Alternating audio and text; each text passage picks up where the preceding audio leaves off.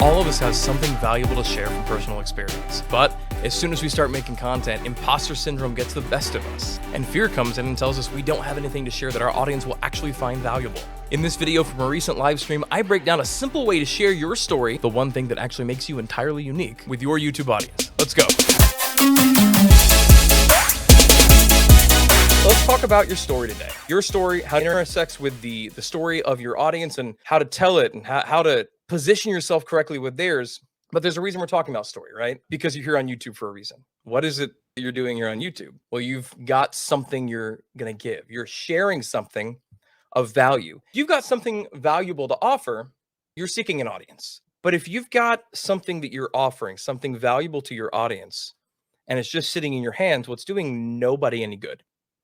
Right? If it's just sitting in your hands, it's not a gift. It's an ornamentation. It's something that's just showy. So you've got to give it to somebody. Okay, well, who do you give it to? An audience. So you've got to get an audience. It doesn't matter if you're doing space news or if you're doing YouTube education or if you're helping other homeschool moms or if you're teaching on cooking or if you're doing grocery hauls. My wife does a lot of those. Everybody's doing those. So you're on YouTube trying to stand out. Well, how can you stand out in a crowded field? The first way that you can do it is to be first, right? You can be the first person to do the thing you're doing. PewDiePie was the first Swedish guy to do wacky gamey stuff online. And it worked for him, right? He was ahead of the game. He was the first independent creator to cross 100 million subscribers. That guy does live streams and just like reads Reddit and gets millions of views. You're probably not the first in whatever it is you're doing. The other way you can stand out is to be the best.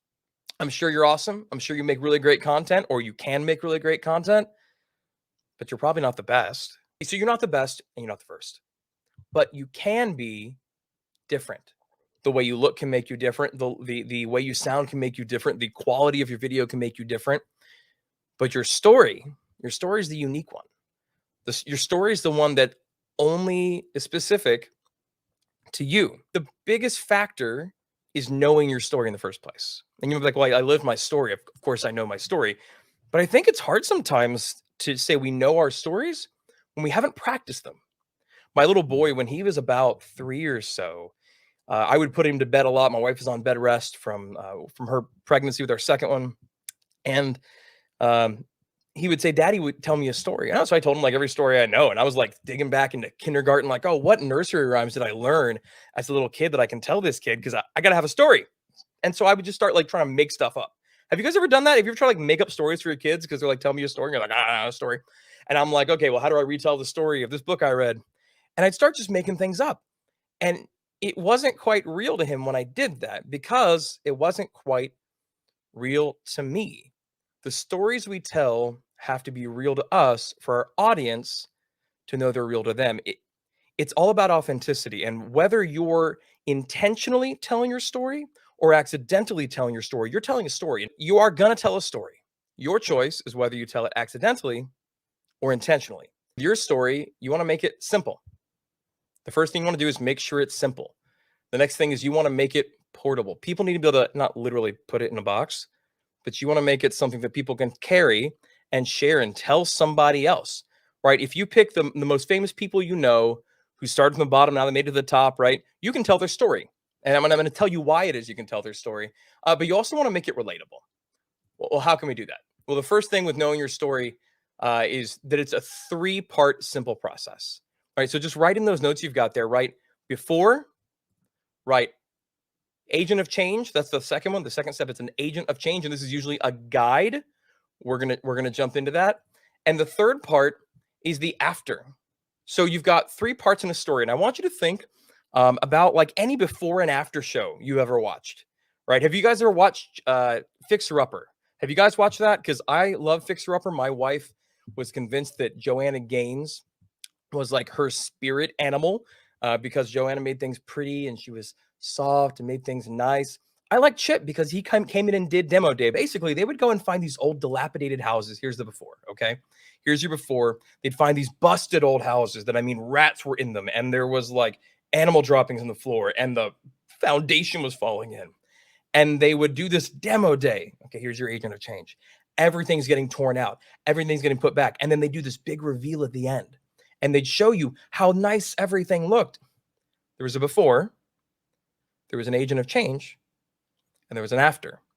We look at these stories and we love them. Why? Because we can see a flow of a story that we understand. If you've ever listened to somebody try to talk to you about something going on their lives and you just feel like you're getting lost, usually it's not because the story didn't matter. It's because they couldn't express it in a way that captured you, that caught your attention, that got you to understand what they were going through. So we want to break it down into those 3 simple pieces as it pertains to that before piece. We want to use some rhetorical methods that help people to understand what we're talking about, right? So the first thing is it's not X or not Y. So you want to pick a couple themes before the change happened in your story. What was life like? Or what was homeschool like for some of you guys? Or what was the organization like? And then you want to be able to parallel that at the other side with the opposite. So if I were talking about a story about getting my car washed, I would say the beginning. Oh, there was mud all over my rims. My wife hated it. Here's a negative thing that I'm contrasting for the purpose of setting up the agent of change in the story. All right. So then the agent of change, usually a guide. This is actually super important. I want you guys to write that word down, guide. In almost every great story, the agent of change is not the hero themselves. You see, the hero, the protagonist of the story, is the thing being changed.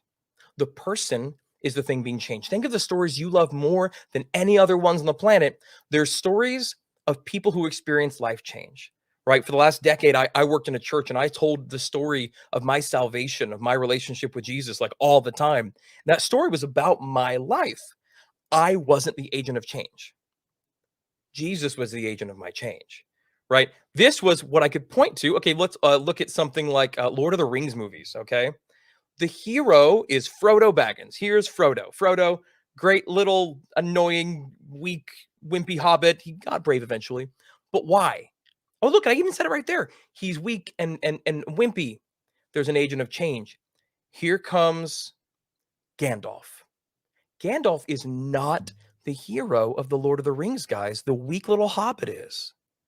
But Gandalf is the agent of change. So there's an agent of change in this story and their adventures they have together.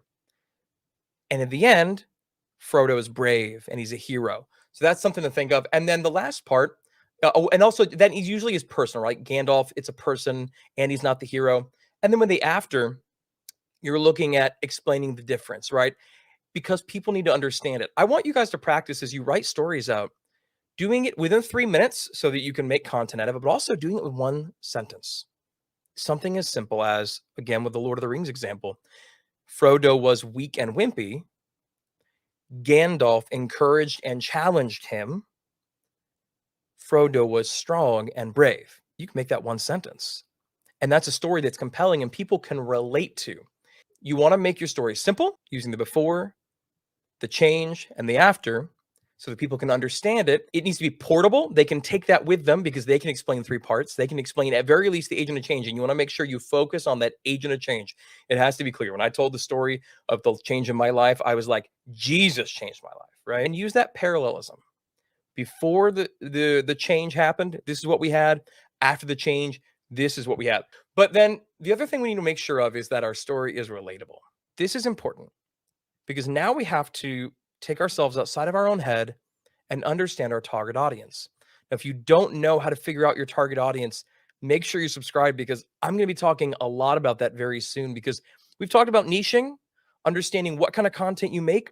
But if you don't know your target audience, then who are you making content for and what do they care? We talk about niching all over YouTube, but it's not so much about I make X content. It's about I make content for Y person.